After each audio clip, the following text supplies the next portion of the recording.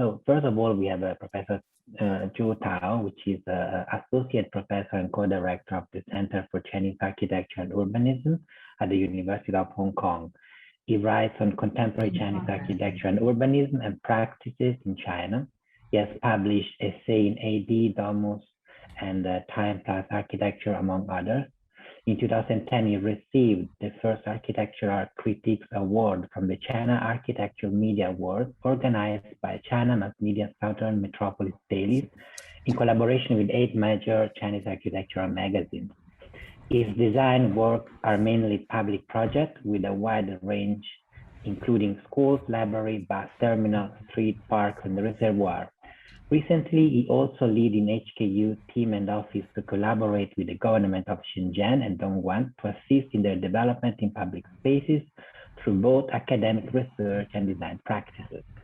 Our panelists will, in sequence, be the first one, Stephen Cairns, who will present agropolitan and metropolitan features. Stephen Cairns is a director of a Future City Lab Global in Singapore and the Urban Rural System Design Research Group, and he is professor in architecture at ETH in Zürich. He co-edits the Future City Laboratory in Digital Series with Davis Haritunas, published by Lars Müller Press and NUS Press in 2017, 19, and 2021. The next panelist will be Janxi Chen with his sponge city and nature-based solution inspired by ancient wisdom. Janxi is a registered member of the Institute of Landscape Architects of New Zealand, who has worked in the field of landscape planning and design for 15 years. He is particularly interested and also experienced in the areas of sustainable design and ecological infrastructure. In the recent years, the practice of sponge cities is at the center of his project, which he took on as both an opportunity and as well as a challenge in answering the environmental question of his surrounding world. He will today represent the Turenscape office. And the next one will be Liu Heng Doreen with her Delta 4 from Perry River Delta to Greater Bay Area, my point of view as an architect and the local. Doreen and Liu is the founder and principal of Node Architecture and Urbanism, distinguished professor of Shenzhen University and doctor of design at Harvard Graduate School of Design. She taught at the Chinese University of Hong Kong, Swiss Federal Institute of Technology in Zurich, University of California, Berkeley. She was appointed director of the Greater Bay Area Innovation Design Lab since September 2020. In 2004, Doreen established her own design practice Node in Hong Kong. A Node is a small and high quality architectural practice in Perry River Delta region, which grow out of a series of projects associated and completed with the Folk Foundation of Hong Kong, and has extended its practice geographically outward. So if Joachim and the other will join, oh, Joachim, you are here. Sorry, I didn't see you. Welcome, welcome. So the last one will be Joachim Declerck, who is an engineer, architect, and founding partner of Architecture Workroom Brussels, a European think and do tank for innovation in the field of architecture and urban and regional development. Since its inception in 2010, Architecture Workroom Brussels has been an initiator, a mediator, and a platform to create space and conditions for innovative architecture and for research by design. He's a professor at Ghent University since 2014 and at ENAC EPFL in Lausanne, Switzerland. The main theme of his work is the use of design as a spatial development and as levers for the realization of a social transition. Welcome everyone, and please feel free to start at your best convenience. Thank you.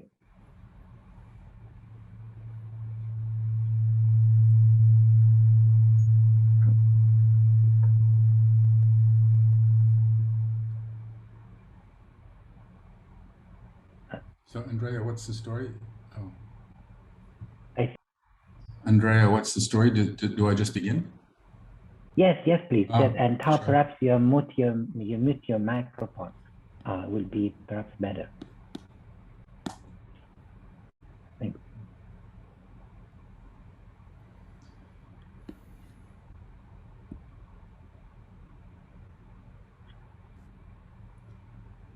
Hello, everyone. Can everybody hear me?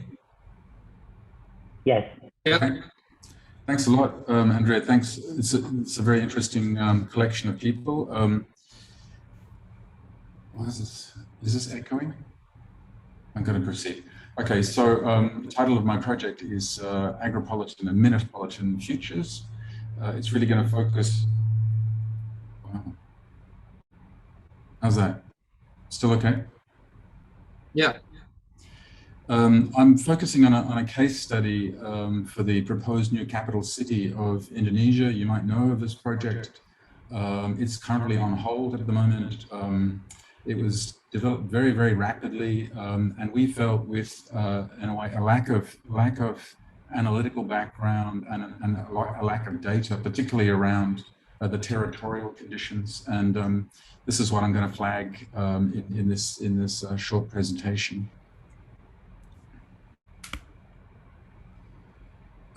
The two terms agropolitan and minipolitan are very important and interesting and becoming more significant in our work in Singapore in the Future Cities Lab, but also in the urban rural systems framework.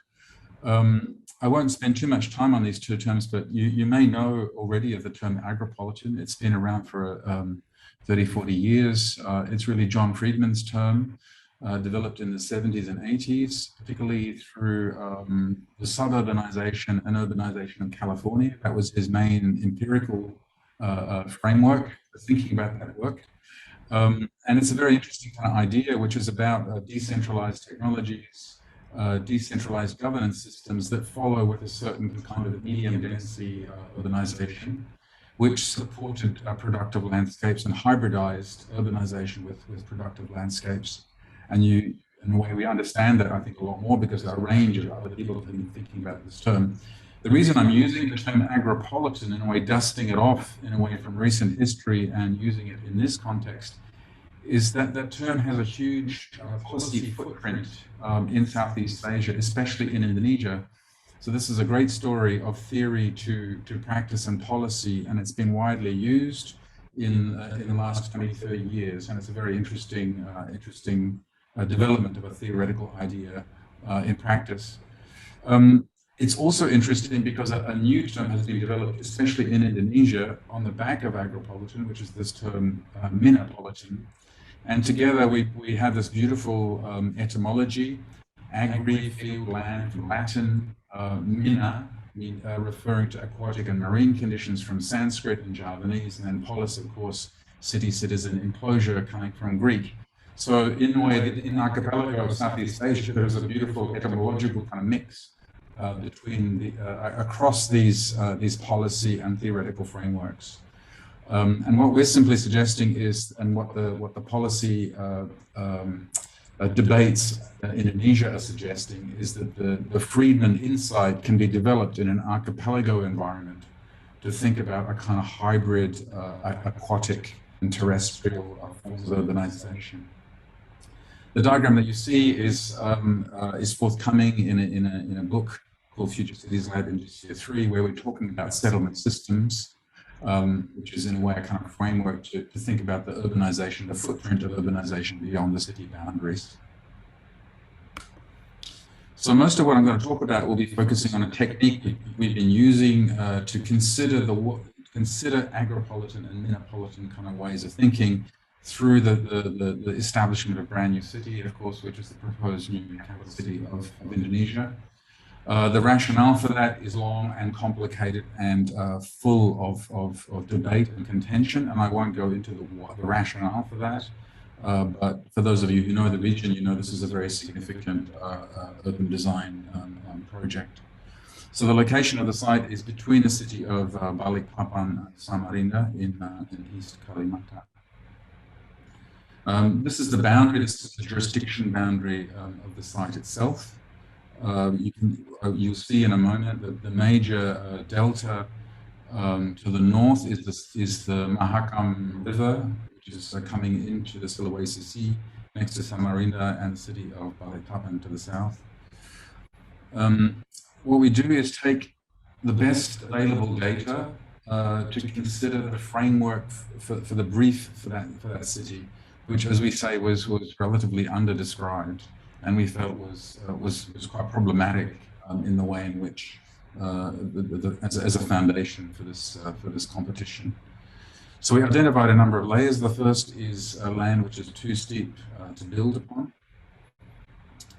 Second was to identify natural forests. Some of this is primary rainforest, some of it is secondary and tertiary forest. A number of other conservation areas and mangroves were identified.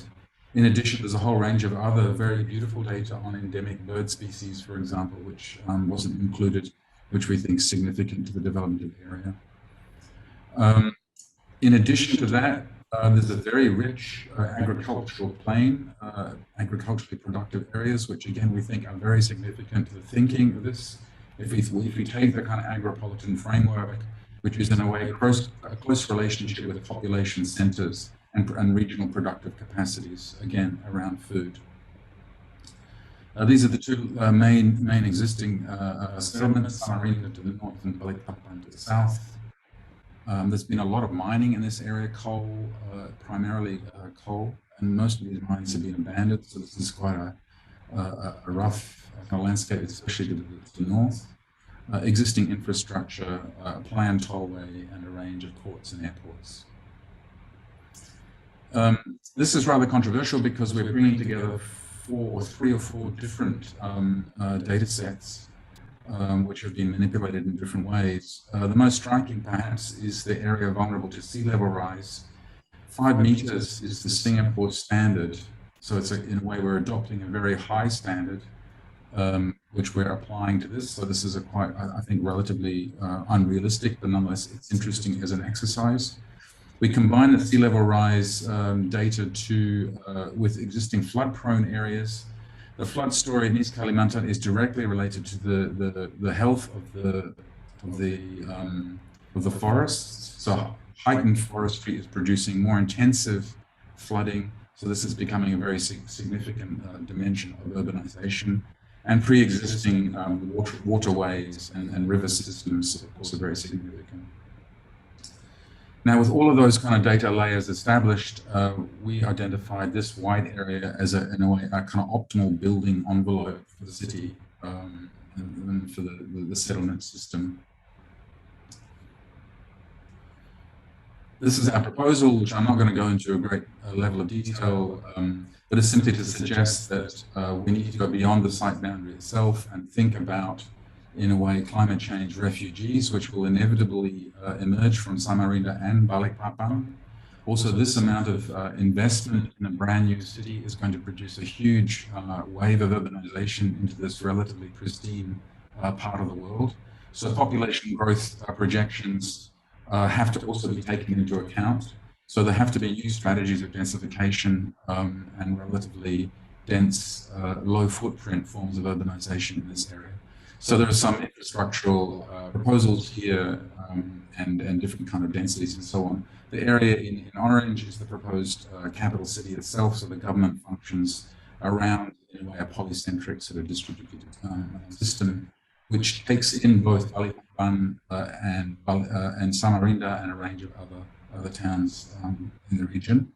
Of course, the area within the site boundary and beyond it, given this sea level rise, but also given the kind of intensified flooding and intensified precipitation, we have to think much more carefully, I think, about the overlap between terrestrial and aquatic forms of settlement.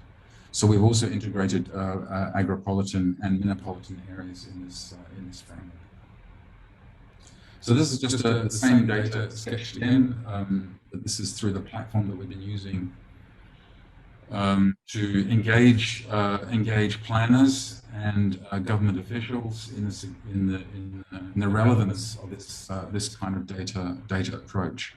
We're bringing together a range of different kinds of existing planning data with topographical data.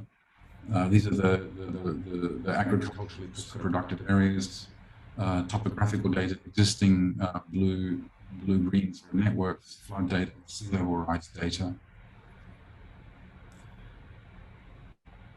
Population density, so Balikpapan and Samarinda are emerging here. So the region that in the end, if we take the jurisdiction, the site boundary, if you like, seriously, in fact, it's really curtailed to that zone in the top, in the northwest of the envelope.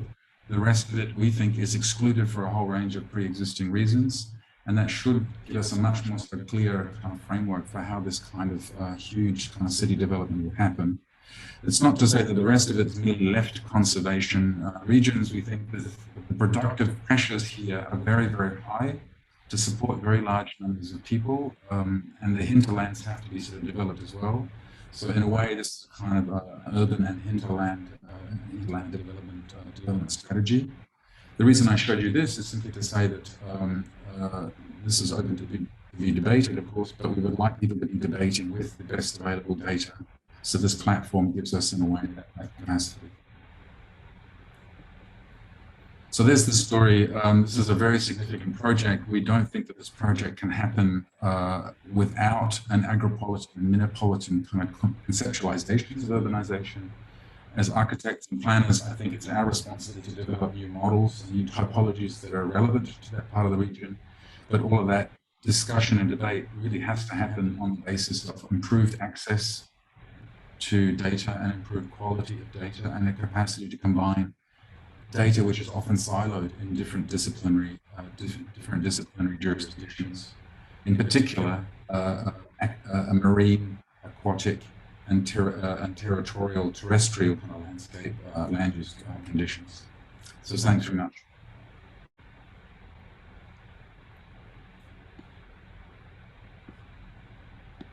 Thank you, Stephen.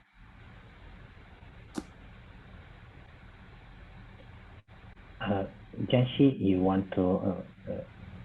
Yeah. Okay. All right. Let me share my screen.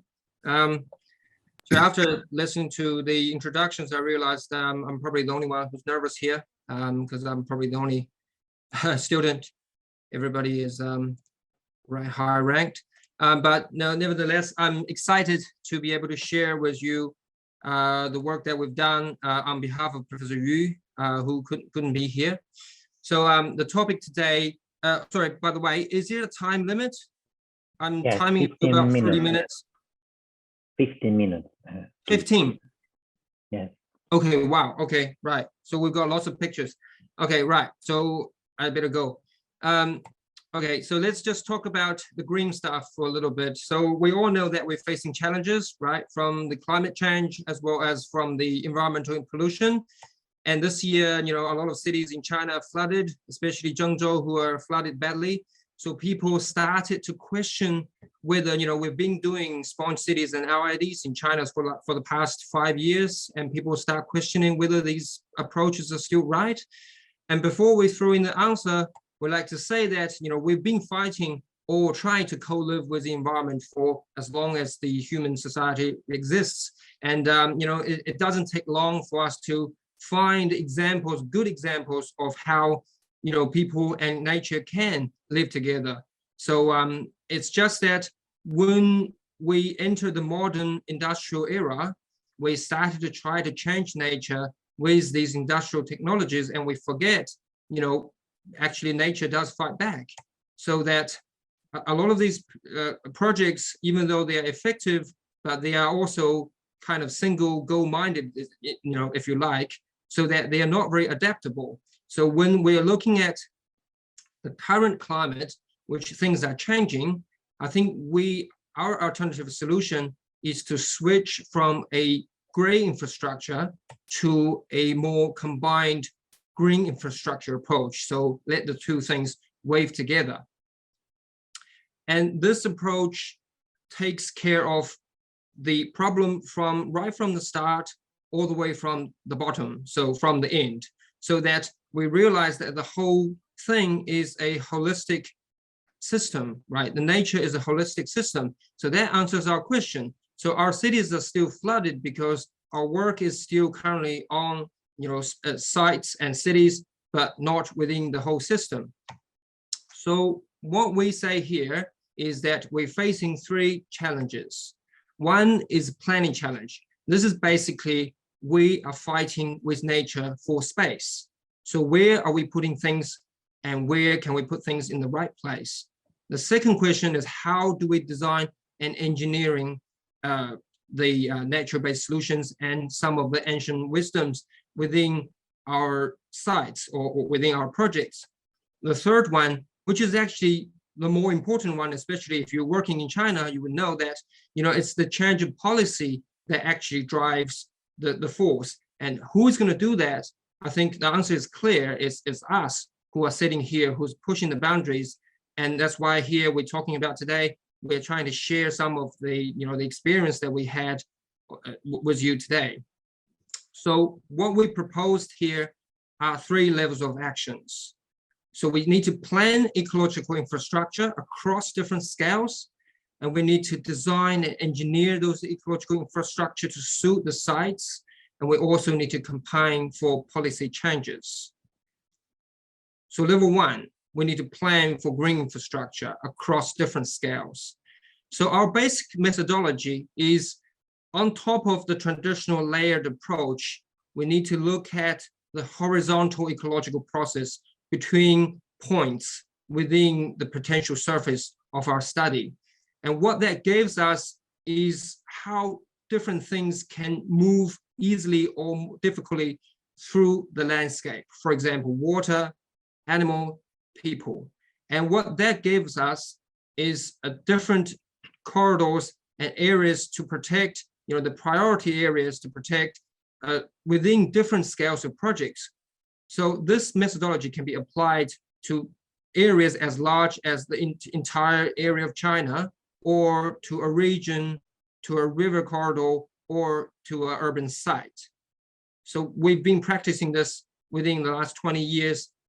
And for the larger context, for the larger site, we basically combine different systems, for example, water, geological disaster, biodiversity, cultural heritage, and recreation, and combine all these processes into one map, which tells us where to build and where we'd better not to build. And this is a different approach from the traditional planning approach, which is we usually establish where we need to build and how much we need to build before we look at environmental impact. But now we're suggesting the 2 things need to work together. So our EI, what we call the ecological infrastructure or security pattern, is basically a tool to tell the decision makers and also the planners how we could live with nature together. So we solve the problems between development and also conservation. Now, on a side level, it's easier to understand, because what we're saying is basically, instead of pushing the whole site to a flat and rebuild, which is what we've done typically in the past 100 years, we need to respect the site. And our cities need to be built around the existing systems, especially river, because once you cut it off, the system becomes collapsed and there's problems. So this project here is a residential project we've done in Wuhan. So what we've done is, instead of typically just flatten the whole site, we try to conserve the existing river patterns within the site. This is a picture shown on the left, and show how water within the sites can be collected by these river systems. Now, we also draw pictures and show how people and nature can live side by side. Now, if you look at this picture here, obviously the internal pattern has changed. It's straightened up, so that we still have a long way to go. So we still need to make people understand and find better ways of how we could change the pattern. But what we've done here is, after the project's built, we've at least retained the outside ring, the natural river outside the whole development. And also we managed to save swales, streams, and also wetlands within the site. So these not only deals with water problems within the site, but it also gives people opportunities to enjoy these natural areas. Now, action level 2 is design and engineering. And we specifically want to look back onto how people change their lands and how people live with their lands. And we came up with these 4 systems that we think we can replicate and use them within the modern projects. So the terrace, the pond and dike, and the island. Now, these issues, the basic methodology is we put these things in the ground using the traditional engineering module, and we also do a post-operational test so that we have a module that we can be applied in other areas. And this became a standard practice for Turenscape within the last 20 years. And we've done a lot of projects around the world. And the next are some pictures of the 6 levels of the 6 things that we think are really important to understand. The first one is to make friends with flood. So we don't think the flood can be controlled like they used to be. You know, we build the dikes higher and higher, but we still get flooded. So what we need to do now is to understand the river system and to leave space for the nature to take over. So instead of building a big concrete dam, what we suggest here for our project is to have a more engineered approach, more natural approach, so that using the nature to control nature. And here is the before and after of the Yongning Park. So this park here has an internal river system that basically cleans itself, but it also allows the flood water to come in once in a while when the river floods, and basically increase the volume of the river channel that can hold water. So this also here is another project in Zhejiang, Jinhua. This is a even more bigger test that basically this whole area is built on an island, and the island used to be walled by these high dams and steps. And what we've done is we've stripped all these dams and we put back in the terraces that were used within the ancient wisdom. And what we try to do is to recreate these dam systems, these steps, or these nature system that allows the water, the whole park, to be flooded. So this is the picture taken in a 100-year flood event, and this is a 20-year flood event. So this whole park, after the test, the whole park reduces the peak daily flow from the 100% to about 53 to 63%. So we question ourselves, if we can apply this methodology to more areas, would that solve the problems that we're facing? So the second one that goes with the make friends with flood is the green sponge for the water resilient city. This is, the sponge city idea. So here we have an island in Sanya, the Hainan Island in Sanya. So what we've done is we've gone back to action level 1. Before we dive into the site, we looked at the entire river system, and we look at how the water works and how ecological process works. And we determine, this is where we draw the site. We determine the site. We say, here is an example project, and we want to do it here because it can help you connect the 2 river systems, and it can also help the surrounding areas to solve your waterlogging and flooding problems. And so this is the site, and we borrow the ancient idea of making friends with water and the pond and diking system, and we drew our master plan showing how the water system works. And this is the rendering, and this is when the park is built. As you can see, there's a lot of ponds and islands and different areas that can do different things that all coexist with surrounding urban fabrics. And this is when the park is finished, the vegetation grew up, and we also implemented the walkways and tracks within the system that people can enjoy and use it as a normal urban park. And so this park, the same space, does different things. It controls water, it cleans water, it allows people to go in and enjoy and do recreational activities. And this is the park before, and this is the park after. This is what we created, the island systems, and try to mimic nature and try to say that, once again, use nature to fight with nature. So, okay, the time is limited. And so this is the amount of water that the surrounding areas can take on, have to take on before our park. And after our park is built, we find that most of the water is contained within the park, especially with the bit that's connected with the other systems, so that would take a lot of pressure off the surrounding urban areas. Now, the third one is basically to work with nature to become more climate resilient. Now, this is the park in Shanya, and this is the area where, interestingly, the freshwater exchange with salt water. So traditionally, there's a lot of mangroves grow on the site, but because of the development around it, it became the rubbish dump and all the mangroves were cleared. So here we basically introduced a fingering system, what we call the ecotones. And this finger system allows the water to come in, and the maximum exchange between fresh water and salt water is allowed within this little space. And what it does is it allows the mangroves to come back. And we also regenerated a lot of the local plantings within this park. This is the site before, the aerial photograph of the site before, and this is the shape that's taking shape during construction. And this is, what you see today. And the water can, when the river floods, when the tide comes in, water basically comes up and floods the internal islands of this park, and it allows the exchange between fresh and salt. So we're also putting, and this is sort of standard within our project, we're also putting tracks and also these shelters for people to come and just to see how this place has been changed. All these shelters put in to meet the people's needs.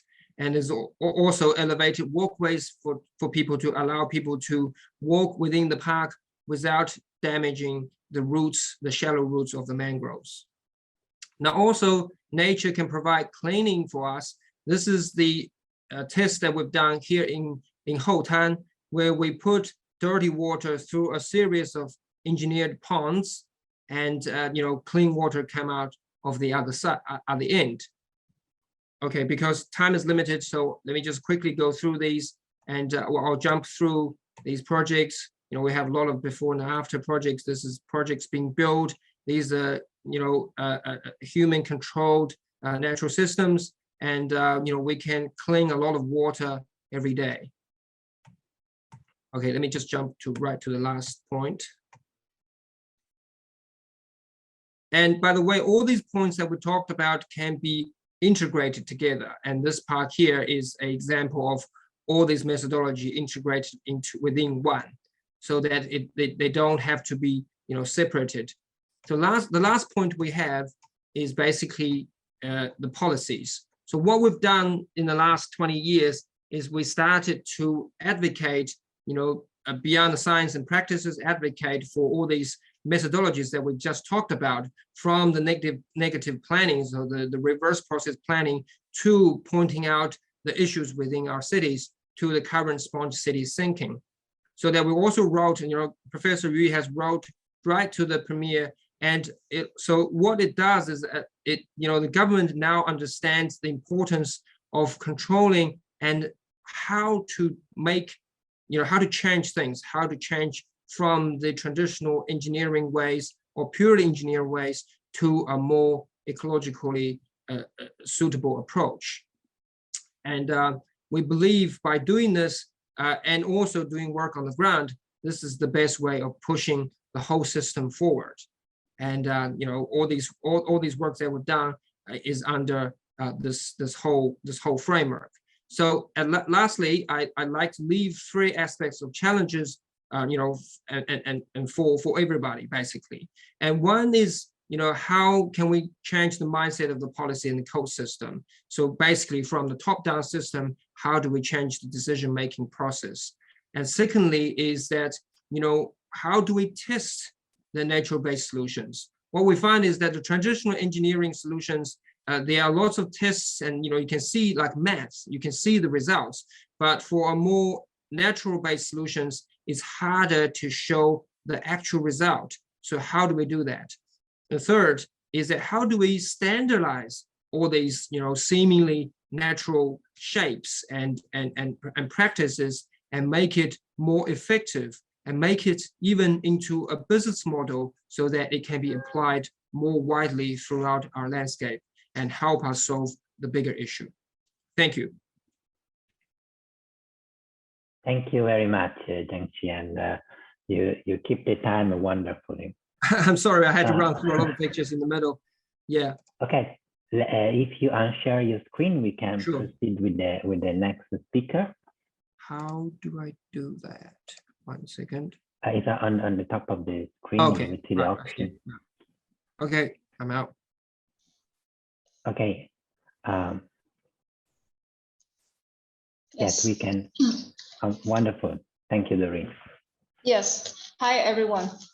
Thank you to give me these opportunities to share my point of view with you all, with some old friends and new friends.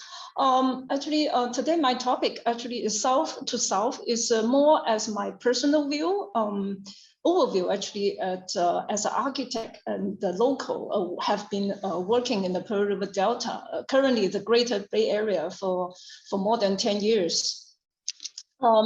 As you all know, on the 2018, actually, we finally extended in the south from the east bank through this bridge to reaching out to the west bank of the Pearl River, the Macau and the Zhuhai. And then the 2019, finally, the government unveiled the plans to develop the Greater Bay Area. Actually, it's not much a change as the definition changed. So as you all know, we first, the PRD as a region to draw attention from the global attention is through Ram Koolhaas, however, the project on the city. It's interesting enough, I think Ram Koolhaas' point of view about the quick, rapidly the urban development in the Pearl River Delta, more from the bottom of the top-down process of development, infrastructure and political history, and also so that's a very the outside point of view, seeing the rapid development in the region. As myself actually is a local born in Guangzhou, I'm seeing this region more from this ground up point of view. Mostly, I would like to understand more as the grounded history of the place, and also is the geographical characteristics of the place, and also through the years of development, how the earth of the ground has been changed through the years. On the year when I came back, I would want to take another different kind of position to do the research in the Pearl River Delta. When I graduated actually in the 2008, I started to teach in the Chinese University of Hong Kong. So take beyond the Hong Kong and Macau, I would like to take the research through the East Bank all the way to the West Bank. So over the years, I try to, through this studio subject, like understand the city of Shenzhen, Dongguan, Guangzhou, and later on like Shunde and Zhuhai and Macau. Actually, through the whole round from East Bank and the West Banks, it's a quite interesting. We see the different kind of Pearl River Delta, not only from the top-down process, but also from the history of the place. And different places have a very different kind of characteristics of the region. So I conclude, actually, at that my research and design studios to the two levels of exhibition. First, actually, I through the Delta 4, I use the Delta 4 to mean it's the 4 important cities mentioned as Hong Kong, Shenzhen, Guangzhou, and Macau. Because as what I said, I understand the regions more from the ground up. So it's the whole Pearl River Delta, especially through these 4 different cities, it's more like a living museum of urban industry. So it's kind of a contrast and also the juxtaposition as I see the two dimensions about the urban rapid development. As the top, from the top down, from the Ram Koolhaas point of view, and the other one is from ground up. You understand the local culture and local history And so I concluded this part of history in the Domus, China, in 2011. And I invited Hong Kong and these 4 cities, a scholar, more from the point of history or geographical history, to review what's the importance currently for the city. But also I invited a set of architects in these 4 different cities to see all from the ground up practice, to add another kind of a dimension to the understanding of the different locals.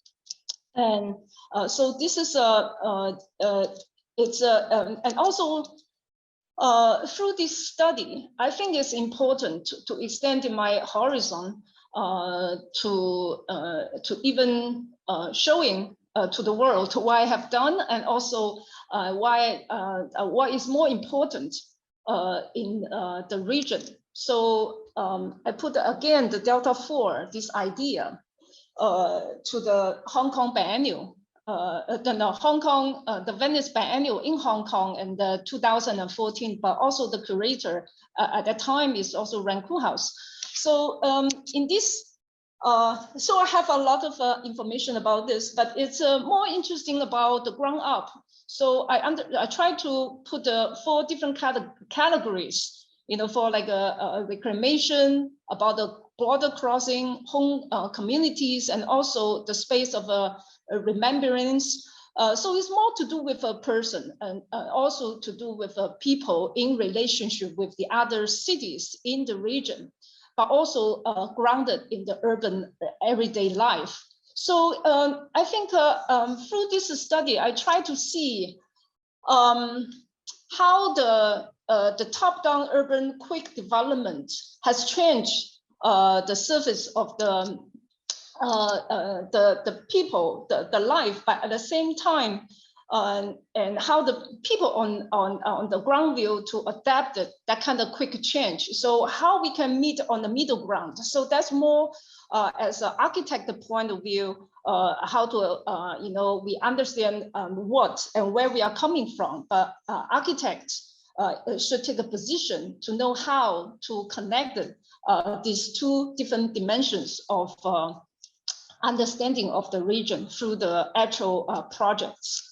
So, so this is the just a project I showing on the Delta 4, the biennial in the Venice. So, so in these projects, I again, so through these 2 different kind of projects, I invited also the Hong Kong architect and scholar, at the same time invited the other cities of a scholar and architects to shoulder by shoulder as a just position to review that different point of view towards the subjects I raised. And so as you know, I located my practice actually in Shenzhen. So I mostly as architect, I use the platform. So what is my position as an architect if I practice in this kind of a rapid process of the urban transformation? So I set up my practice in Shenzhen. As you know, Shenzhen is a huge city, but it has developed rapidly through the last 40 years, from the 300,000 to the 20 million today. So this city actually was, as the most of a Chinese city, was planned through that efficiency of the land use, you know, to encourage the development of the economics. So my argument through my years in the region, so I raised a criticism about the land use planning, how it's what we can do through our project to are we able to add another different kind of dimension to the purely efficient infrastructure, like you know, transportation, also the kind of the water hybrid, hydronic, that kind of infrastructure. So I argue about what we can do to add an additional dimension to our practice as an architect.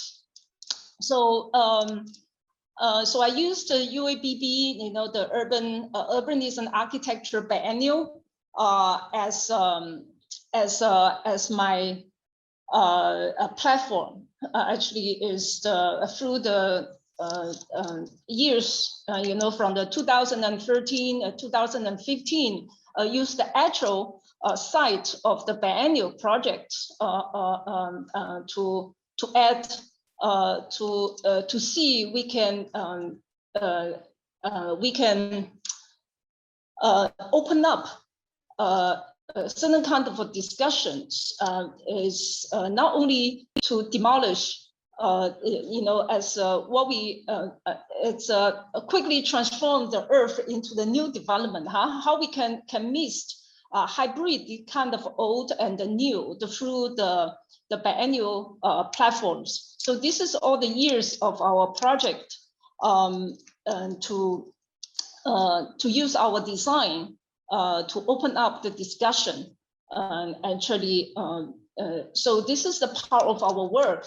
And again, that was my first time to raise also about the SAUP, the issues. So I organized different kind of forums to discuss that kind of about the critical regionalism, modernism, this kind of through the spatial practices.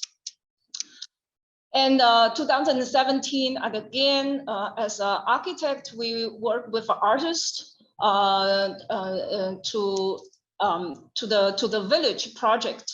I think, as you know, in China, a lot of projects we have a node programs, as we have to go to do the field works and define our issues and raise the questions and define our projects. And then later on, this kind of project translated into the actual design process. I think this is quite a typical methodology what we had today in Shenzhen and then the rest of China.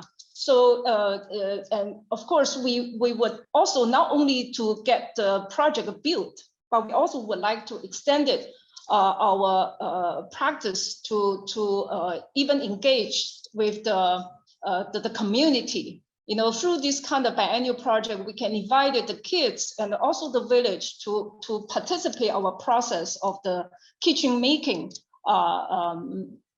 process. So, and I think as an architect, we can do quite a lot in the region. So not only physically, I think to build a space, but also through our understanding of the site, and then to work with the community and then define our programs, and then later on to and land it on the actual project. And so it's kind of a project we would like to grow in from the very beginning into the community. My time is still up. And so my last part actually is I also talking about the infrastructure. So I think infrastructure is very important, a category for us to work on, because this is it's a top-down process of a category, right? So you build this, and then you connect the different cities, connect the different kind of activities, but often it's the engineering part. So we often use this as an architecture scale. We add another kind of social dimension to this process. So through the years, I work in Shenzhen and from the west part all the way to the east to use the very smart urban innovation to project our understanding about the site, to connect our new transformation with the community. So I just a quick overview about what we have done over the years. It's not a very huge project, but it's all we work with a bridge, and then to fragments into the bridge into certain kind of a slow path for the community, not only for the cars, but we also work with the sewage plant, and then to how to put this kind of engineering, very dirty part, the work of engineering part into the public new space. So this is the Pingshan project we work. And then later on, this engineering part open to the public, and the people can go up to through this sewage plant project, go to the top to be part of the public space. So this is just a very quick, and also later on this kind of infrastructure project, even as a heating part, we also try to use our landscape design, transform to not only reveal the history of the place as a water, but also can later on become the new public space. And then through this kind of a series of weather conditions, and even though the community will, the farming activities come back to the original site of the agriculture and then start to plant the vegetables. So time also play the issues about through our practice. And I think, so this is my last page. So I'm very quick to go through what we have done. So first, actually it's through, the city become more and more complex today. So it's not very easy to understand the whole picture. So that's why through the first few years, when I was in the COHK, I tried to use the research to understand the complexity of the urban development today. But and then later on, this kind of understanding slowly evolved into our the design practice, and then to through this kind of infrastructure interesting part of my category, and to add another kind of public dimension to our practice. So that's the part I always feel we can do a lot to change. So this is my large page. So it's one of the cities of tomorrow. I often to our students to read, because this is kind of utopia or the kind of vision we want to be in the future. But also the other end, we also need to understand the history of the place. So the rubber marks, the tiger rice, silk, and silt.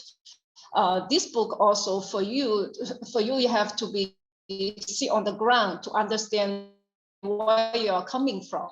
So, so this is the position I always want to take, is that you're always viewing for the future, but at the same time, you have to sitting ground to try to connect it, the different directions. Thank you. Thank you very much, Doreen. Thank you. And Joachim, would you like to start at your best convenience? Yes, sure. Wonderful. Do you hear me? Yes, well.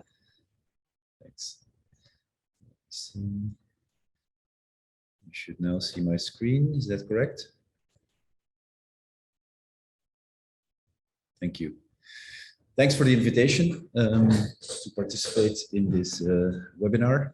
I think a lot of what has been said, yeah, it combines nicely, bringing in very different vantage points to the same question.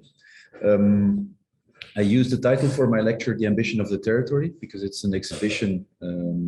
We set up a laboratory first and then an exhibition in 2011 and 12. It was the title of the exhibition at the Belgian Pavilion in the Venice Architecture Biennial.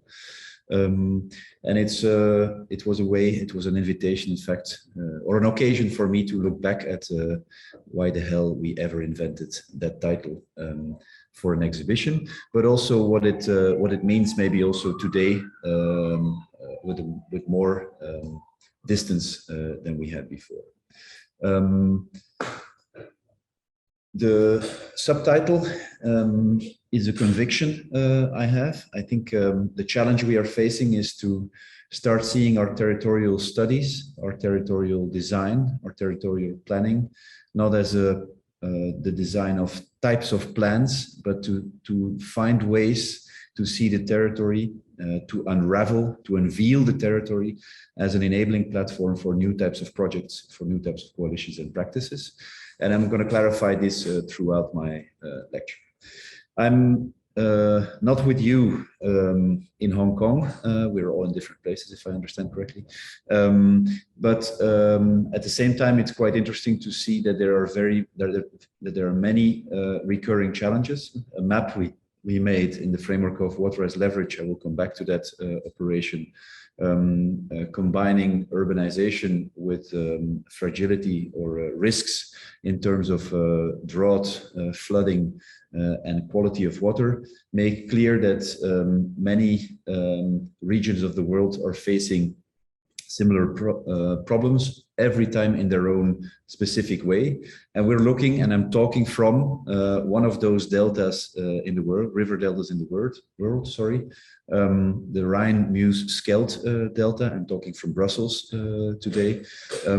But Brussels is merely one of the cities in a polycentric mega region, you could say, occupying one of the most fertile soils of Europe, not of Central Europe, and being one of the most densely urbanized parts without one big city. And hence we are in an interesting situation where historically we were able to draw together in one map the types of soils we had, the river systems, the very fine-grained river systems, and the urbanization in our historical maps. But in fact, today, we really have difficulties to grasp how we could plan the built environment in relation to how we can understand what is necessary to cope with the territory, qualities of soils, water challenges, and many other challenges, and how that could also be a practice that is not leading to very beautiful plans, but also to some changes on the ground. And that tension, you could say, between our capacity to sometimes be very happy amongst each other as planners and designers about the beauty of the plan, but also the fact that it contains so much information that sometimes it paralyzes society to change. It doesn't enable society to change, but it paralyzes society to change, is for me one of the biggest challenges we face as a practice, as a broader practice. And it's something that actually is the core of what I will be talking about.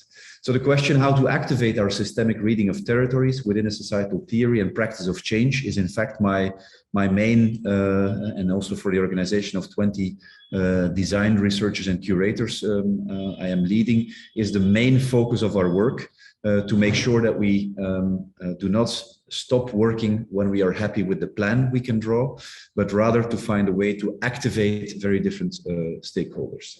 I can give an example looking at Antwerp, one of the famous global port cities on the one hand, but also a historical city. Here you see urbanization in and around Antwerp. The core is Antwerp, the rest is other cities around, but in the mix you see what is a typical example of the horizontal metropolis, as Paula Vigano would call it. And what is interesting is that also Paula Vigano, together with Bernardo Secchi, made a plan, a territorial plan for Antwerp. One of the absolutely, let's say, the absolute best master plans that have existed since the 2000s and that really structured an urban renewal. At the same time, the challenges have changed. We are no longer 2006. The challenges have become more visible. The study for a water plan is being made. Because Antwerp is, of course, a port city, hence very wet. It's a marshland, you could say. And how can we actually deal with this urbanization in light of the water challenges? An incredibly detailed and fantastic analysis has been made how different parts of the city, of the urban fabric, should adapt to the water challenges. And now you could say, to put it short, we are stuck. Because how can we mobilize all the different stakeholders in every different neighborhood of the city to make sure that adapted to the specificity of every neighborhood, urban fabric, local coalitions, ownership, poverty or richness of the people, mobilize the different sectors of the government to enable a city that is built on a marshland to become open again. We are stuck in our own system of policy making because we need to combine mobility planning together with climate adaptation, together with and so on, if we want to make this happen. And there, it's interesting to see that from a completely different point of view, and I use it as a complete opposition, a citizens initiative called Commons Lab Antwerp started the other way around. They started with a collective purchase of rain barrels that people have put in front of their house. And to a certain extent, they are realizing a significant part of the ambitions of the water plan without having any plan in mind. They only have a kind of coalition thinking, a multiplication strategy in mind. And because of having so many rain barrels, the infiltration capacity of the street, of every neighborhood is improving. And they're doing it year by year because it was such a big success.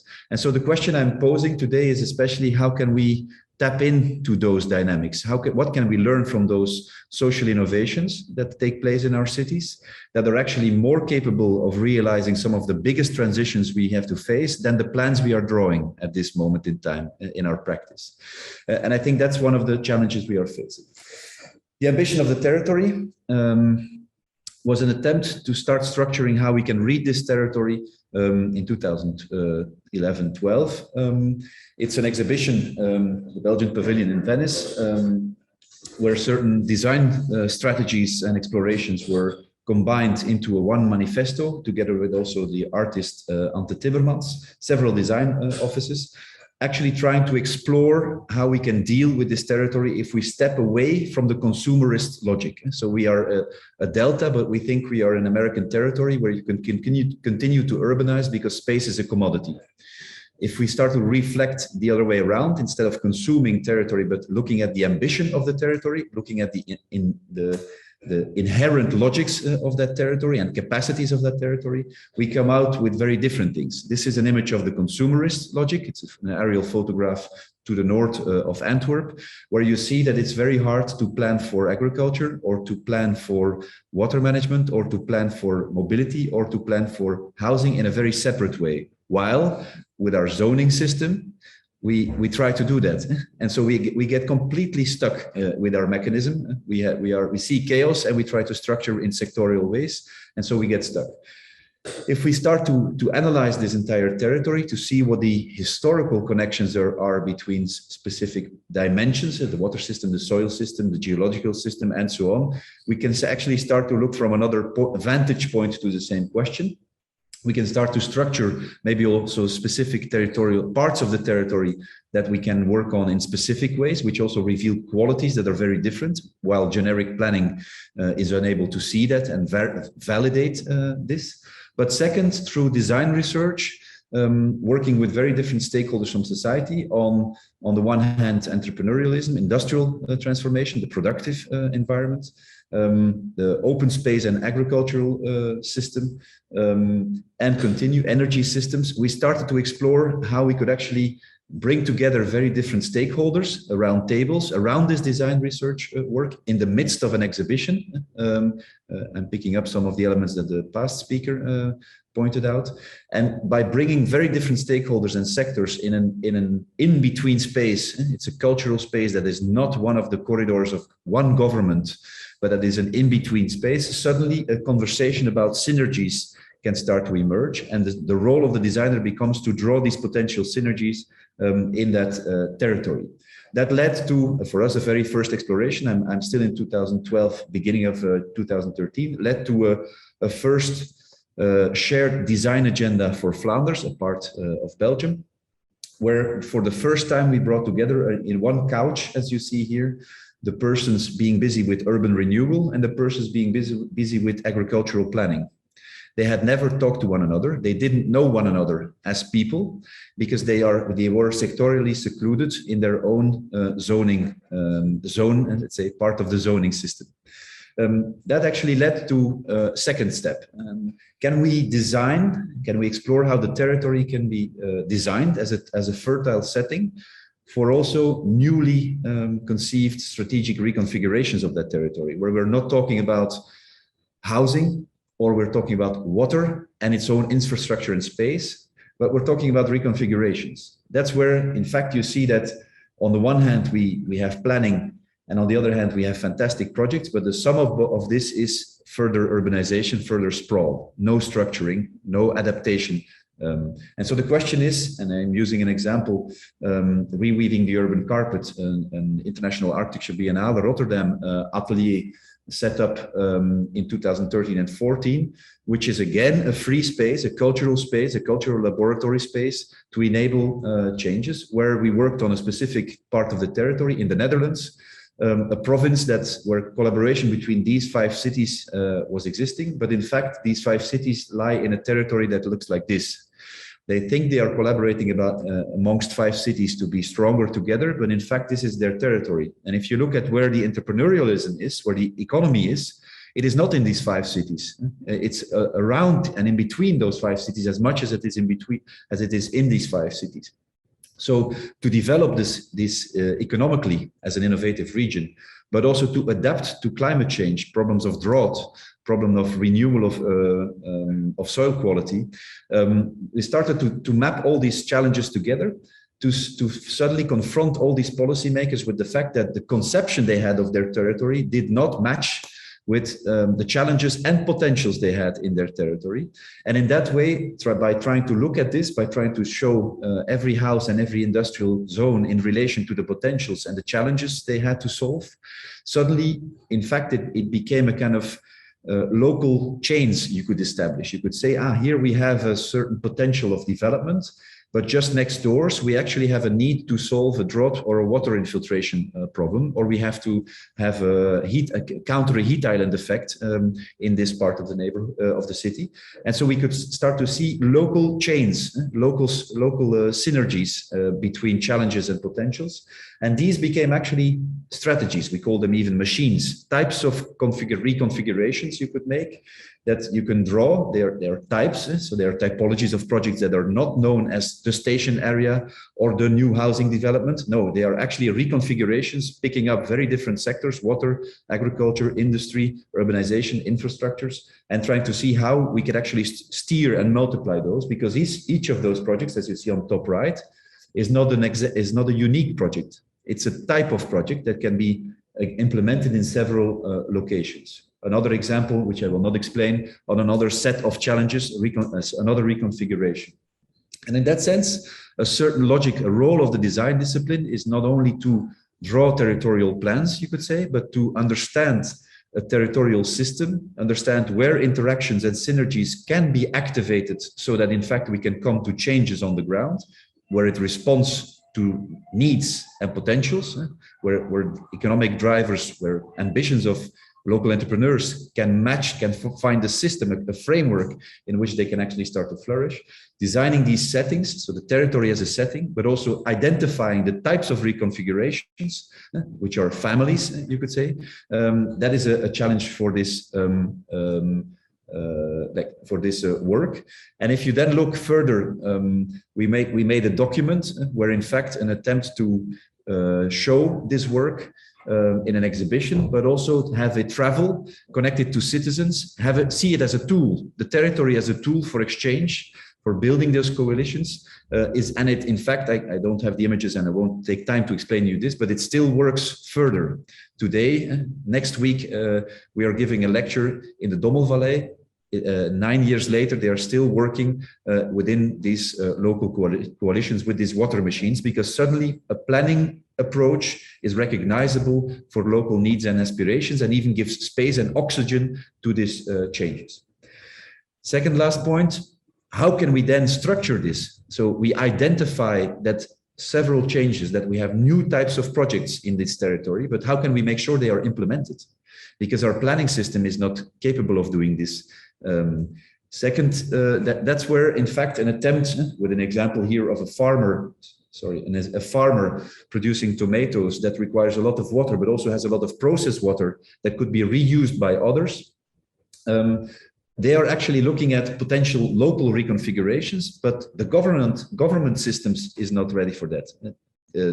The narrative of those people was, if we want to realize our circular territorial project here, we need to see 7 administrations and 7 ministries, because otherwise, and we need to make sure they all agree, otherwise we cannot move.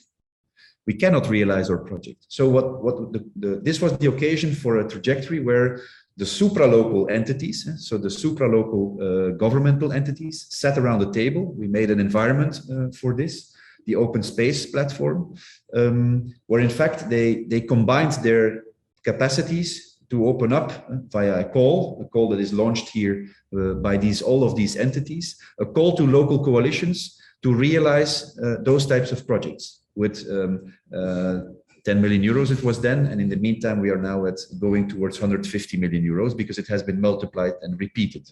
And these coalitions submitted, out of 40, 14 were selected, accompanied, exchanged, a water expert explaining with the local farmer, building new types of projects. And this method of designing a transformation program where supralocal entities and local entities work together is repeated now in Water Landscape 2.0, and in fact leads to changes. You see the confetti map at the bottom. These are all the places where local coalitions have emerged that want to collaborate locally to implement supralocal challenges, so do a piece of the work. And it means that in fact we need to learn a lot about how, and we can actually see a design role there in exploring why a local coalition makes sense, in helping to reveal what the win-wins, the synergies are in a local sense, but also helping to explore what the win-wins can be if you focus the attention of different sectors on a specific type of transformation, designing transformation programs. I will skip this one. To do this, and I mentioned this several times during my conversation, if the territory is an interesting environment or scale also to unravel systemic connections between different challenges we face, but also identify types of reconfigurations. Every time I mentioned, I try to mention, and not forget to mention, in which environment this was made. And that's crucial to have a kind of multiplication of the practices of transformation. We need environments where these can flourish, can grow, can breed. We need incubators, you could say. And these platforms has often been cultural spaces. They are sometimes in other places educational spaces, but they are crucial. To give an example, another example, and now I'm coming back. To. You still hear me? Yes. I'm coming back to South and Southeast Asia in Chennai. If you look at the Water as Leverage explored, was one of the 3 pilot cities within the Water as Leverage program, an exploration of how Chennai is facing its water challenges, a sinking city, sea level rising, polluted water, bringing in water by train, flooding, all at the same time. And in fact, if you unravel all the questions, work done here by design teams, at a certain moment, you are the most easy thing in our current technocratic logic is to say we build a dike, because a dike we can finance, we can calculate. It's about expropriation, but it's quite easy. We have the whole system in place to do this, but it doesn't help us because we need to intervene in many places at the same time, the way I explained just before. We also need to do this in this type of environment. And so in a system where disconnected water systems, broken up water cycles are in place, the proposal by Oos and a whole team of experts within Water as Leverage was to say we need to actually learn from the historical water system where there was a close connection to society. There were, in fact, community-driven water tanks. And the city of 1,000 tanks is a proposal to actually revive this logic, you could say, find a way to build new, to use the old ones, but also build new tanks where in fact water infiltration is allowed, where slow water infiltration to the underground aquifers is possible, where there's again a connection where water becomes part of the culture and is not put away in a consumerist logic and occupation of the territory. And in fact, that type of practice, how we implement 1,000 tanks, is in fact, to use a dirty word, the mindfuck of our times. This is really the challenge. How can we organize a policy environment? How do we design this? How do you calculate this? How do you finance this? For whose water is this? It's a juridical question.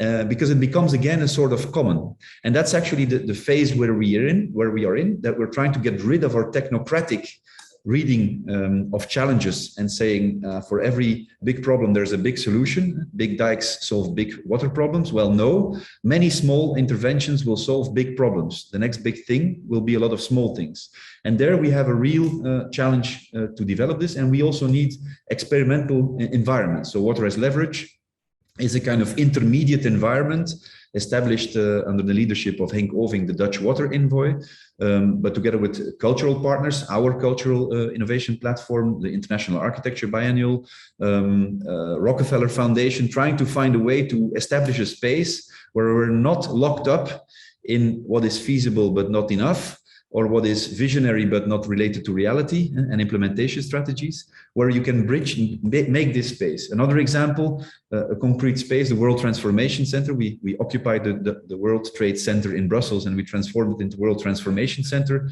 with an exhibition on all the challenges to have a working space where different stakeholders can come together, from policymakers to local innovators, to come together and see what the next step would be. A Delta atelier we tried to establish together with many Dutch, Brussels and partners in our own Delta, because in fact, it's not the government that will solve it. We cannot wait for the government to solve it. We need societal platforms where we can connect the different expertises within society, the distributed expertise, pool it and make the next step. And the last one, and that's my last slide, we have been launching now before the summer, is the Great Transformation.eu. It's an online platform, but it's a group of people, economists, sociologists, academics, policymakers, that all of them have the same observation. We have dispersed knowledge. We are locked up in our own systems. We need an in-between space where we can see how we can design the impact chain. The impact chain in the sense that if we invest in certain projects, we listed 10 projects with this group, this intersectoral group, you could say, or interdisciplinary group. We listed 10 types of projects we don't need to debate about anymore. We simply need to find ways to implement them in many places at the same time. If we want to reach, to make the energy transition, we will need to, in Belgium alone, realize 1,500 energy neighborhoods by 2050.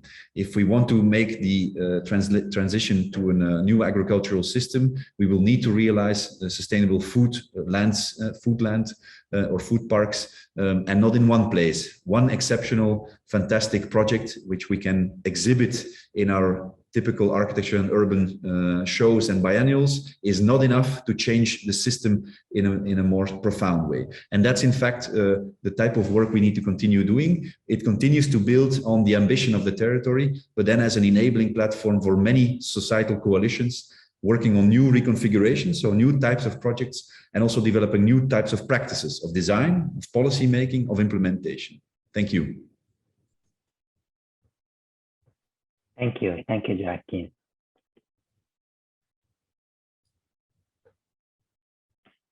Perhaps Tao would like to add some comment.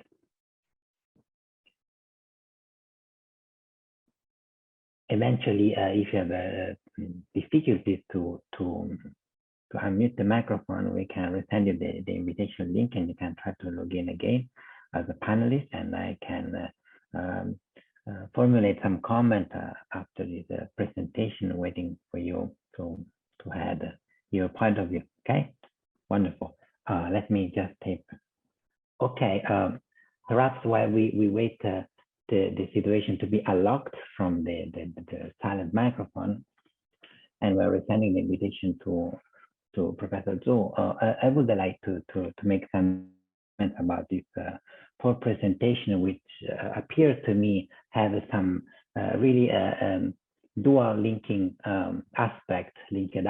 For example, the idea of a refugee brought by Stephen Cairns, and the social innovation from Joachim Declerck, as well the conception of ecology that we have in the first presentation, and also ecology as a way to think about urban transformation, which create a commonalities in the presentation of Jianxi Chen, but as well the concept of time, time which is historical time from Doreen, and also the timing of a flooding, so it is the temporality. What appears to me emerging as the initial question is that this disconnection as an indirect result of urbanization, disconnection of a space, a disconnection of several aspects, and which make it questionable the current approach we are undertaking in urbanism and in the understanding of the mega urban regions. In my point of view, there are two words that I would like to grasp from the first and the last presentation, which are archipelago and the platform.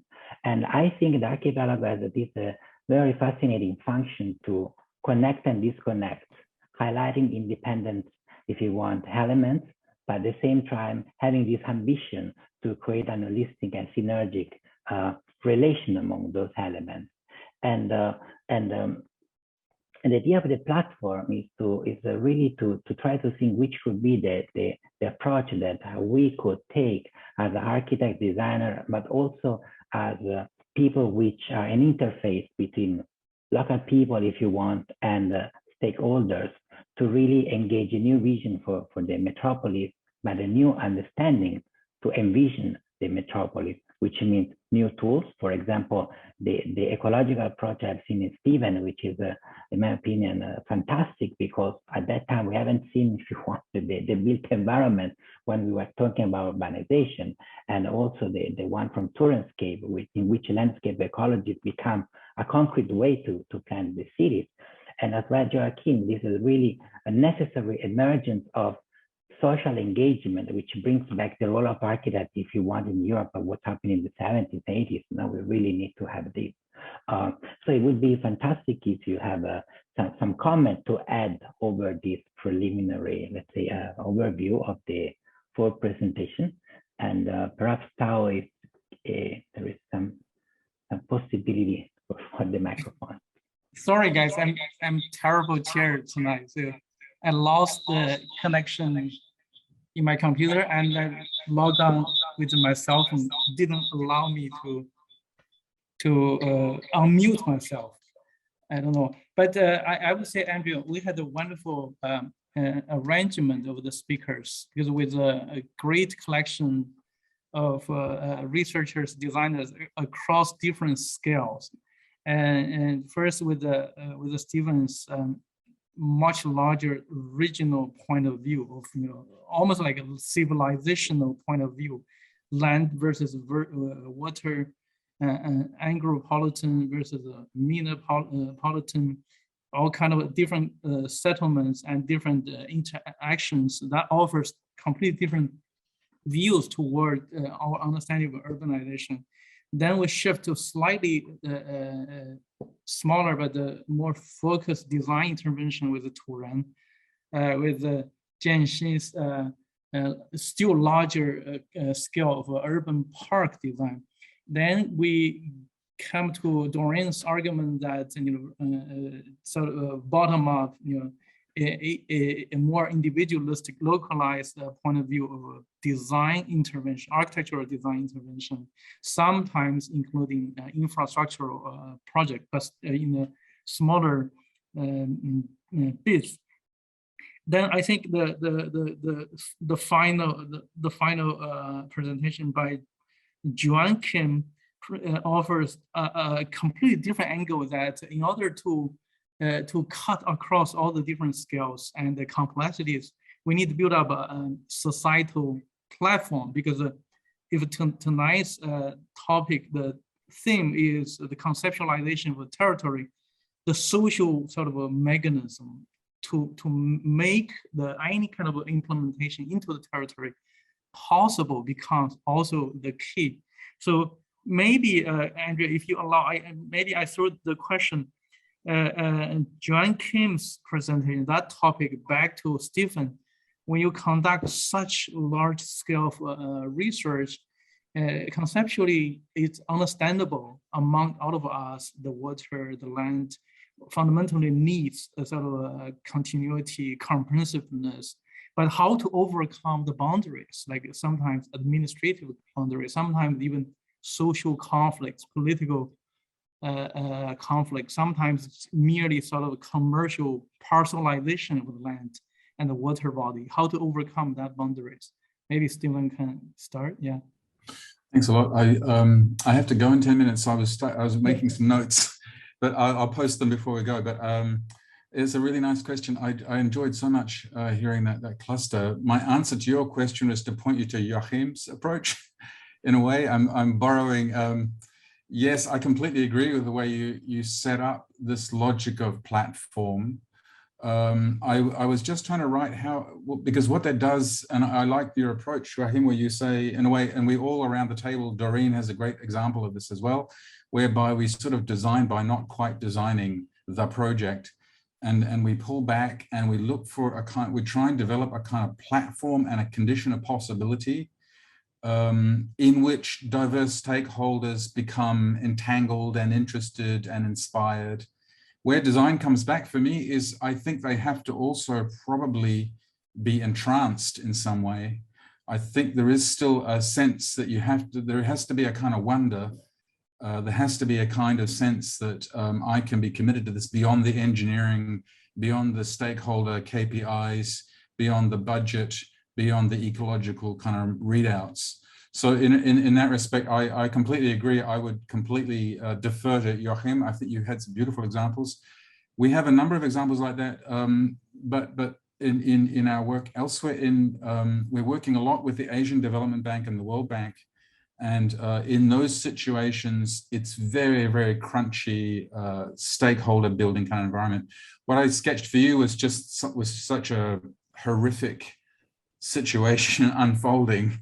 I think there's a major disaster unfolding. And I simply wanted to say, look, collectively, we have to bring all the expertise that were represented around the table today to kind of bear on that. And that has to begin with political engagement, stakeholder engagement, for sure. And the reason we showed that tool was because the winning project, by our calculations, was to be located right in the middle of one of the flood-prone zones that we identified. So, but that's only the beginning of the story. So I'm going to stop here because I have to go. But I'm full of ideas and possibilities, and I wish we could find a way to continue in some way. Thank you, Stephen. Thank you. Maybe the same set of questions, the other side can be thrown to Jianxi and Doreen. That when you deal with, let's say, either from a larger scale of urban park or a piece of structural work, or the project is more or less sort of confined with a well-defined boundary and scope. But we really appreciate that you still have, of course, much larger systematic sort of point of view of that regional connectivity elements.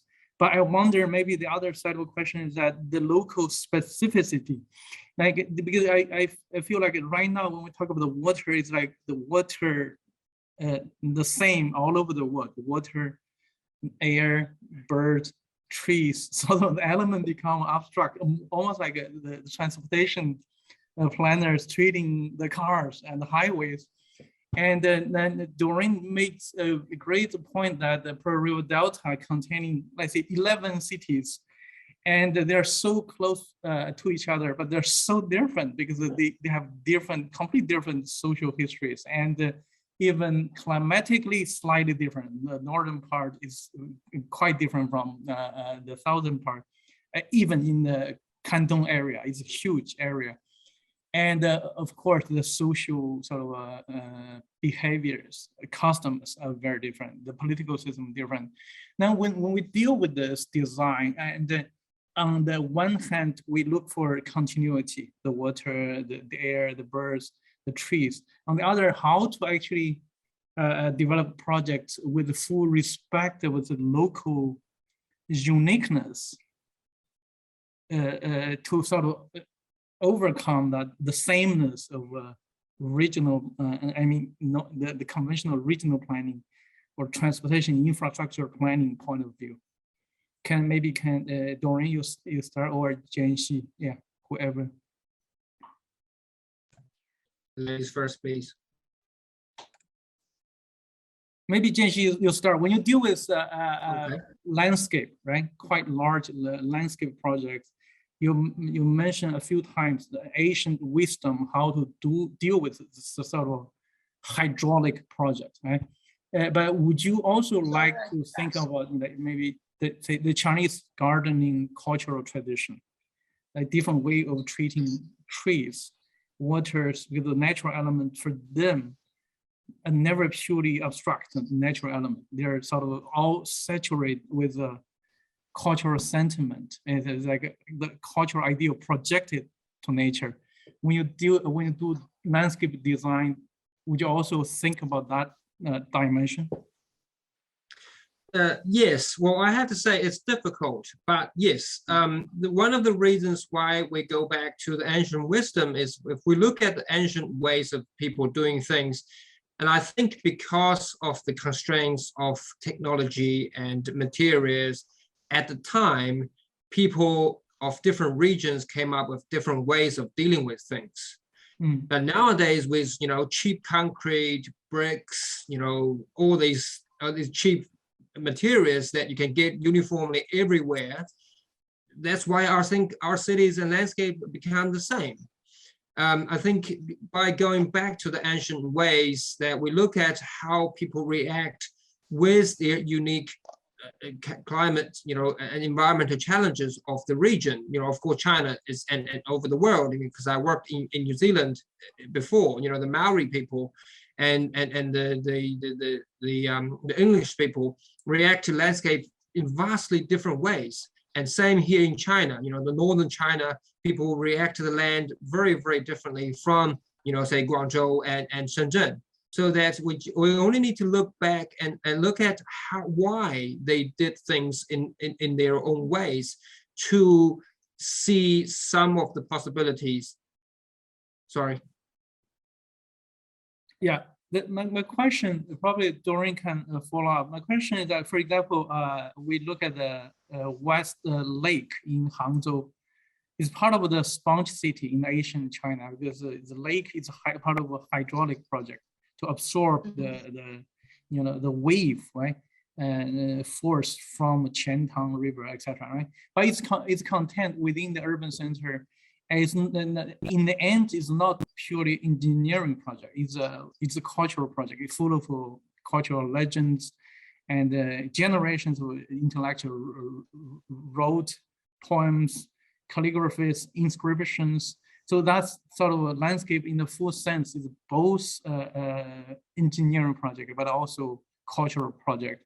I just wonder, when you deal with that, deal with a much larger landscape parks, in many places in China, do we also consider that kind of a local, let's say, social fabric, social life, the cultural legacy, that kind of element into this landscape intervention?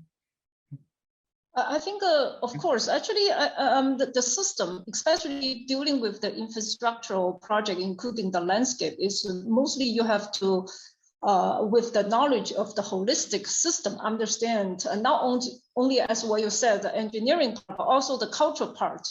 But these days in China, I think in the disciplinary approach, everybody has their own boundary. It's very clear boundary. They are not able, the knowledge, I think, framework limited themselves, is very hard to break through it.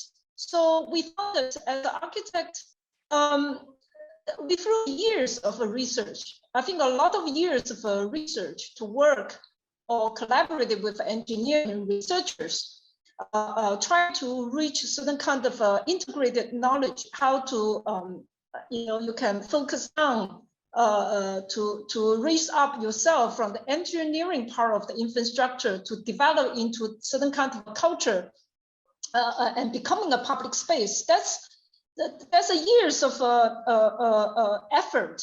But you find out in the end in China,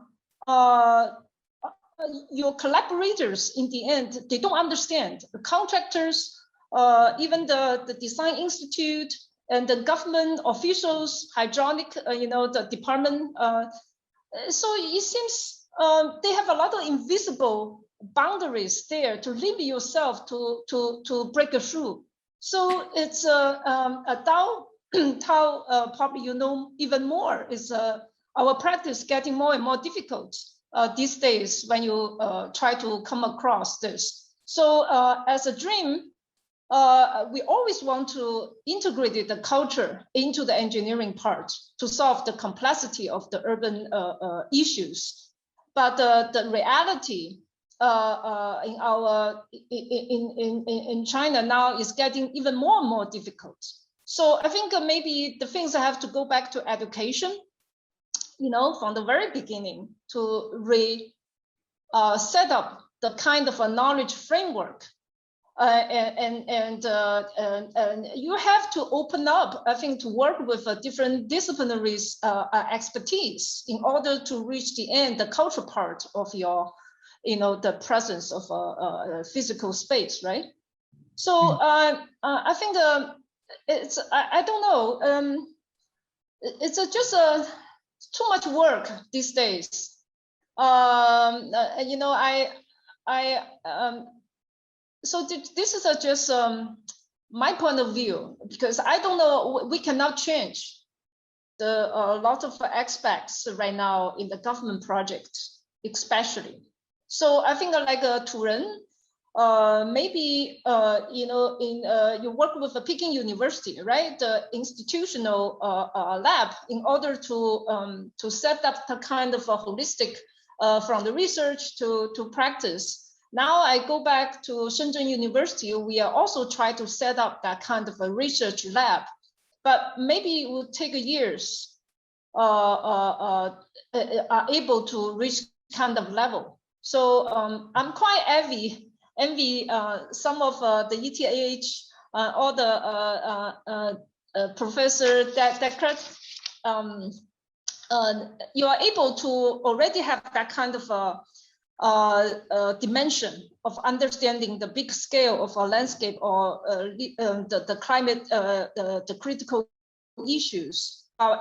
If maybe in the future, maybe after the COVID-19, we are able to bring you here in China to work on the actual project. So that's the knowledge can come across, you know, can be able to transform into the actual land of to solve the, you know, this phase of issues. I don't know. So it's a lot of work to do, and I didn't see the 10 years before and 10 years after how much. I still doesn't see much progress yet in China. So it's I don't know, maybe still demand more generations of efforts. Maybe we come back to Joachim, that because you know that the societal platform of course is the key to not only break up the boundary across the government stakeholders, but also different disciplines. You know, during the Roosevelt New Deal, they realized the river, the Tennessee River Valley is one continuous system.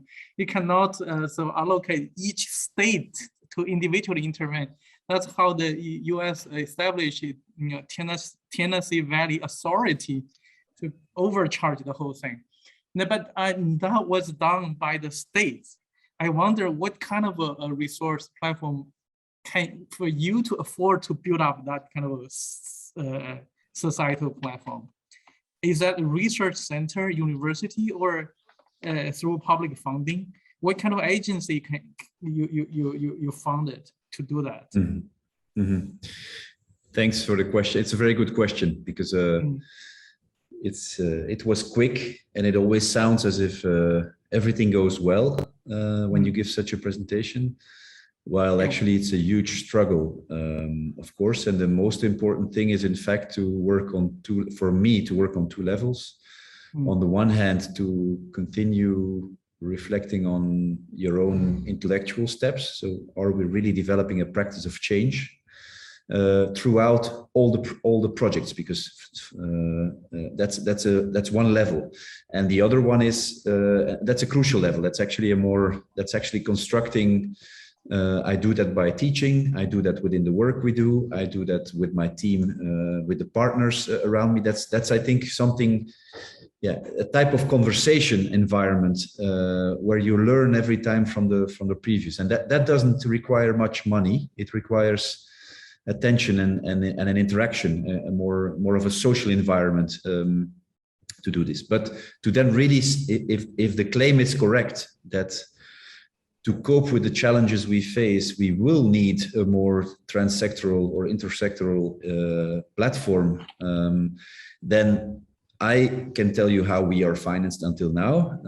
We set up a non-profit organization. It's a cultural organization. We have a little bit of, for 15% of what we do, we are a team of 22 people. For 15% of what we do, we have a basic subsidy. We use that subsidy, so it's public money.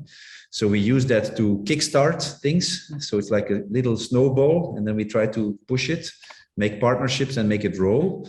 And then mostly it ends up with us being also asked in commissions where we are mostly the only ones answering, because nobody else really wants to do the work we are doing. Designers like to really be the designer. We try to be the intermediate. So we never do the design work that the others do. We see ourselves as a linchpin. And the same goes for the policymakers. We don't want to do the policymaking work, but we make an environment in which the designer and the policymaker can both do their work, but in another setting, setting. So if I can only tell you that it has been really a challenge to keep this flying, but at the same time, the challenges we face and the fact that the logic is so strong, it's inevitable. So the only thing that when we started 12 years ago, I would never have dared to say that. But now I dare to say that it's the only way forward. I don't see any other way forward. And because that narrative and that logic is so strong and confirmed by the floodings and the drought and the energy problems and take every problem and it's correct. So there I think that's the strength of this. And do we then have all the solutions? No, we make a space where solutions can emerge, can be where challenge driven and not institution driven, but challenge driven work can be done. And then still we fail half of the time, and sometimes we have a little breakthrough and sometimes a bigger breakthrough. In the future, we are really we are in a situation where it's very hard to find the money to accelerate. I mean, accelerating in the sense that we have the feeling we should not have to wait for the government to decide on a little bit of subsidy or on 30,000 euros or to start the project. It is impossible. The need of acceleration is completely unbalanced with the space there is also here with this in-between space. So we are really looking into how we could do this. We are trying to convince the government, but they're literally saying what the approach is too transsectoral. It's too transversal. We cannot help you. Every type of government says we cannot help you because you're working transversely. It's while every government, right? Too hard to pin down. Exactly. So every government writes down that we should work transversal, but if you do it, there's no money for it. We looked at philanthropy. Philanthropy is investing either in very small scale operations, tests, pilots, either in advocacy to change the regulations, but not in the middle between those two. We are in the middle between those two. We are saying there are radical innovators everywhere. Let's learn from these radical innovators and connect it to the policy-making environment. This middle is also not existing in the philanthropy environment. And so until now, the cultural financing, changing the culture of the practice of transformation has been our only safe haven for the work we are doing. So that's not a hopeful signal, you could say, but at the same time, I'm absolutely convinced that it will come. Philanthropy will fold and will see, and they already see, but they have to convince the upstream in their own institutions that this is necessary. Governments will start to, locally you see it already in many cities, They start to establish laboratory environments. So it will come. It is impossible that it does not come. So it will, and so we only have to make sure that we are ready. And maybe a last remark there. We often have the tendency as designers to be critical of the sectoral logics of the others, but we also have our own sectoral logics. We ourselves have to change. It's always easy to say the others have to change, but we ourselves have to change. If we stress authorship all the time, if we are saying, but so far and not further, if we say we're responding to commissions, and we should have, we should see our practice as a practice of practices, is our conviction, where I am part of the practice, but I'm not doing what you are doing. I'm not doing what Stephen presented, but I think still we can help each other. We are a chain effect.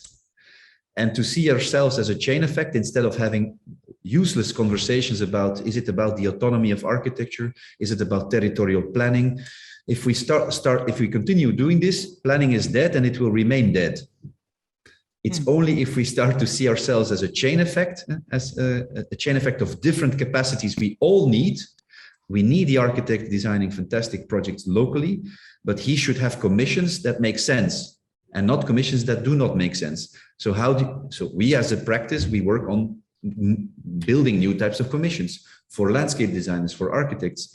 And so that chain effect, I could have shown that in many of the projects, is the chain effect we should establish on and work on. And if we would say and reveal this strength of the practice of design and transformation, and that would be our common narrative, we would stand much stronger and be much more open for collaboration.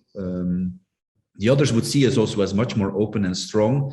The way they now look at consultancy firms like KPMG and all the PricewaterhouseCoopers for all the challenges we face. Well, if we have to make sure that the challenges we face land in transformations on the ground, we are a stakeholder there, and an important one. Yeah, it's super interesting because as opposed to the idea of a master builder, basically you're proposing a master organizer in order to really solve this territorial problem. But if we look back at the history of the discipline, like the disciplines that wants the comprehensiveness, we went through the first regional planning, right? Nobody disagreed with that. But in the end, all kind of parcelized. The regional planning doesn't really work out as a discipline into this profession. Then the notion of landscape urbanism, infrastructure urbanism, from all different angles, basically try to argue for this the territory as an entity, one piece of entity, right? You cannot only work on this freestanding individual objects. You have to really treat the whole thing as sort of a holistic entity.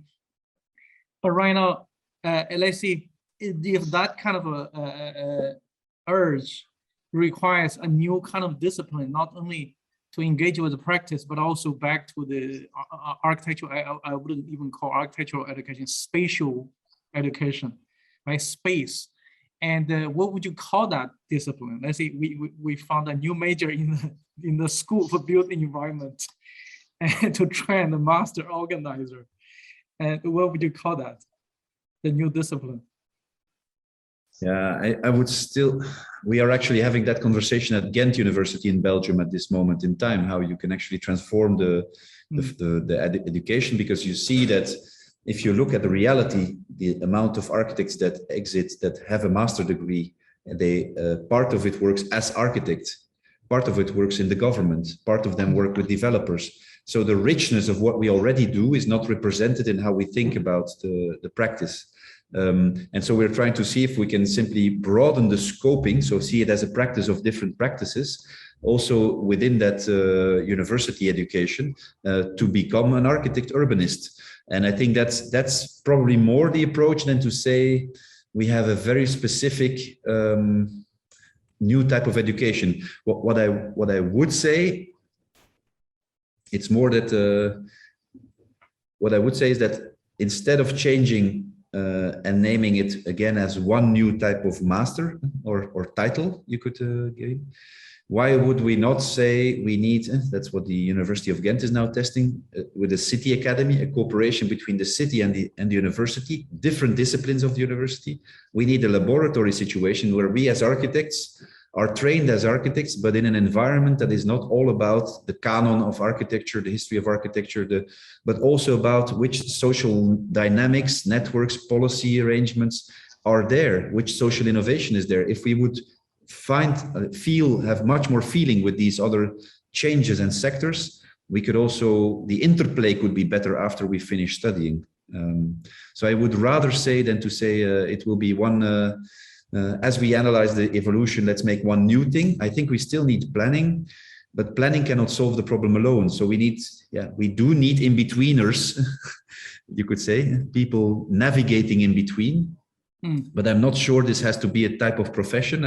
I see around me that is sometimes a policymaker with a bioengineering diploma. I see sometimes it's a political scientist. I see sometimes it's an architect. But always the link between policy goals and finally transformation of our direct living environment, that connection, we have to really reestablish. So, and that's a part that can be part of an education without changing the title, I think. So, Jianxi, probably you can have a quick response to Turen. I'm sure Turen has all sort of people from different disciplines. So in terms of organization, how would you organize this all different disciplines? So in the name of landscape intervention, but you touch upon a lot of aspects, policy making and influence toward the leadership, and also the practical work, ecological concern with also, with across different professionals.